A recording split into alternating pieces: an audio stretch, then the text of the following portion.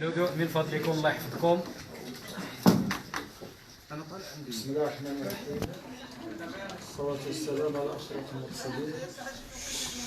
بكرو إخوان وأخوات الإعلاميين والإعلاميات، الصحفيين والصحفيات، نلتقي معكم اليوم دائما في إطار التواصل المستمر بين وزارة الصحة والمواطنين والمواطنات عبر وسائل الإعلام التي تمثلونها، من أجل تزويدكم بآخر المعطيات المحينة حول فيروس كورونا المستجد ببلادنا، واللي تميزات ما بين اليوم ليلة أمس وزوال اليوم بمعطيات جديدة تتجلى أساسا فيما يلي. أولا بالنسبة للحالات، فأصبحنا الآن عندنا 3 ديال الحالات مؤكدة بفيروس كورونا المستجد بعد أن سجلنا وأكدنا في المختبر ليلة أمس ثالث إصابة، واللي كتعلق بسائح من جنسية فرنسية بمدينة مراكش.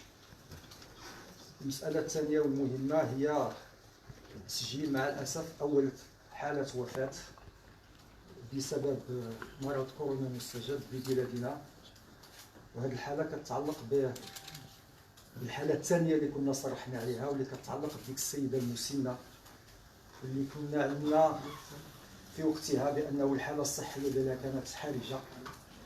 فبالفعل الحالة ديالها بقات كذلك إلى أن وفاها الأجل زوال اليوم، رغم المجهودات التي قام بها الطاقم الطبي المتكون من عدة أساتذة باحثين في كلية الطب من اختصاصات عدة: الإنعاش، أمراض الجهاز التنفسي، الأمراض الفيروسية والأمراض التعفنية.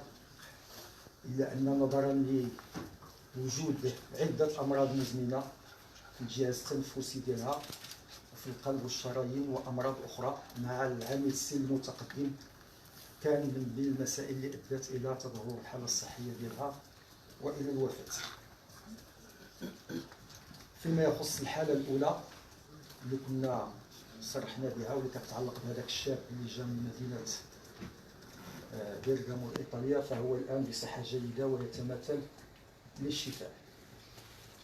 فيما يخص هذه الحالة الثالثة اللي صرحنا بأنه يتعلق بسائح فرنسي، فهو أيضا الحالة ديالو الصحية جيدة، المرض عنده بسيط وهو يتابع العلاج ديالو بأحد المستشفيات بمدينة مراكش، من أجل أن نكون متأكدين من أنه لن يخالط ولن ينقل العدوى لأشخاص آخرين. أما من ناحية الحالة الصحية فهي صحة، فهو في حالة جيدة. كنرجع وكنتكلم على الحالة ديال الوفاة، فكنبغي بطبيعة الحال من بعد ما نقدم التعازي للأسرة ديال الفقيدة أنني نقدم لهم الشكر لأنهم تعاملوا بإيجابية مع الإجراءات ديال العزل اللي نصحت بها الوزارة ونصحت بها السلطات الصحية بمدينة الدار البيضاء، وكنتمنى بأنه حتى التعامل ديال المجتمع يكون تعامل إيجابي، لأنه هاد الناس كيعيشوا ظروف صعبة نفسانيا لفقدان أحد أفراد العائلة، وثانيا لالتزامهم بالظروف ديال العزل اللي كيديروها من أجل المخالطين الآخرين، من أجل المجتمع، ماشي من أجلهم هما بالذات. فإذا هذه هي الحالة الوبائية، وبطبيعة الحال في إطار المنظومة الوطنية للترصد الوبائي ولليقظة وللتصدي لداء كورونا المستجد، فلا زلنا بطبيعة الحال ضمن التفعيل وتنزيل المخطط الوطني، ولا زلنا في إطار المرحلة الأولى اللي دائما كنذكروا عليها وكنقولوا بأنه هي الحالة اللي كتميز بتسجيل حالات وافدة. فإذا نحن لا زلنا في هذه المرحلة من تنفيذ مخططنا الوطني. والسلام عليكم ورحمة الله. ممكن فرونسي الله يخليكم فرونسي سؤال ممكن فرونسي سؤال يا استاذ فرنسية dans le cadre de nos efforts de communication continue que nous avons prôné depuis le départ avec les citoyennes et citoyens à travers les organes de presse, nous nous rencontrons aujourd'hui pour vous mettre au courant des derniers développements de la situation au niveau national en relation avec le Covid-19, laquelle situation qui a été notamment marquée entre la nuit d'hier et cet après-midi par un certain nombre d'événements. Premièrement, l'enregistrement d'un troisième cas. Donc nous en sommes à notre troisième cas confirmé au Maroc.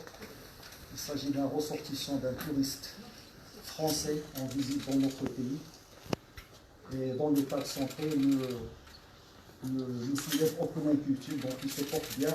Il est pris en charge correctement au niveau d'un hôpital de Marrakech dans des conditions d'isolement pour éviter que la maladie ne se propage à d'autres personnes. Deuxième événement, c'est le décès. Donc c'est le premier décès au Maroc lié à Covid-19. C'est le décès de la femme âgée qu'on avait annoncé comme étant le deuxième cas au Maroc et qui, si vous vous rappelez, on avait annoncé qu'il comportait un certain nombre de maladies chroniques sous-jacentes et dont l'état de santé était d'emblée assez critique. Et donc il est resté comme ça jusqu'à son décès en début d'après-midi. Pour ce qui est du troisième cas, et donc il se rapportait au premier cas qu'on avait annoncé, le jeune de 39 ans en provenance de Bergamo, son état de santé s'améliore et donc il est en voie de guérison pour être déclaré en tant que tel. Donc voilà un petit peu le développement de la situation, marqué toujours par la mise en œuvre de notre plan de veille et de riposte à coronavirus 19, qui, je le rappelle, il est à sa première phase. On avait annoncé dès le début que la première phase allait être marquée par l'enregistrement de quelques cas importés. Et donc nous sommes à des cas importés qui n'ont aucun lien entre eux, fort heureusement. Donc nous sommes en train de mettre en œuvre notre plan comme prévu au départ. جمال أمدوري من القرام المغربي. السؤال ديالي هو السيدة اللي توفات اليوم كيفاش غتتم العملية الدفن ديالها؟ واش بطريقة عادية ولا غتكون شي إجراءات يعني غادي تواكب هذه الأمور؟ بطبيعة الحال كاينين إجراءات احترازية لتفادي أي احتمال أو أي عدوى. هو الاحتمال ديال العدوى يكون ضعيف ولكن وارد، فلهذا فالإخوان في المستشفى تاخذوا جميع الاحتياطات وجميع الإجراءات باش الإجراءات تكون بطبيعة الحال طبقا للشعائر الدينية ديالنا وطبقا للعادات ديالنا، ولكن تكون في ظروف ديال السلامة الصحية الآمنة. سي حبيب سي محمد، بغينا نعرفوا هذا السائح الفرنسي منين قادم في المدينه، السين ديالو، واش العائله اللي كانت معاه غادي يطبقوا عليها ليزولمون؟ حنا كنتعاملوا مع اي حاله كما بغات تكون طبقا للمعايير وطبقا لما هو مخطط في البرنامج الوطني، في المخطط الوطني. السائح اذا كان السن كيهم بزاف، نقول لك بلي السن ديالو 52 سنه، علما بانه هذا جزئيات بسيطه على اي حال، وغادي تطبق عليه جميع التدابير اللي اتخذناها مع الاطقم مع الحالات الاخرى، وهو قادم من مدينه باريس. وليزولمون جميع التدابير اللي اتخذناها مع الحالات السابقه واللي جاري بها العمل في اطار المخطط الوطني غادي يتخذوه. Qu'en est-il de l'état des personnes qui sont entrées en contact avec ces personnes-là qui portent le virus? Quelles sont les mesures spéciales menées dans ce sens? Nous en sommes dans le cadre de la mise en œuvre de notre plan toujours, qui préconise un certain nombre de procédures et une conduite à tenir spéciale vis-à-vis des contacts. Je rappelle que dès la déclaration du cas, même en étant en stade de suspicion, pas encore confirmé, ne commencez par identifier et par recenser les contacts. Alors contact, ça obéit à un certain nombre de définitions. Ce n'est pas en croisant, en partageant la même rue avec un cas qui allait s'avérer positif qu'on est contact. Donc ça répond à des critères particuliers. Une fois le cas confirmé au laboratoire, nous procédons à des étapes supplémentaire consistant à faire l'évaluation de tous les contacts un à un pour les classer selon le risque qu'ils courent par rapport à leur contact avec le cas. Et donc les mesures sont spécifiques à chaque catégorie. Il y a les contacts à risque élevé, il y a les contacts à risque modéré, il y a les contacts à risque faible. Pour le moment, avec les 3 cas, nous en sommes à quelques 300 contacts à suivre quotidiennement. Donc vous pouvez imaginer l'effort que cela nécessite. Fort heureusement qu'aucun des contacts n'a manifesté des signes de maladie. Et donc nous continuerons le suivi de tous les contacts jusqu'à l'expiration des 14 jours qui correspond à la date, à la période d'incubation maximale du virus. Assalamu alaikum wa shukran. شكرا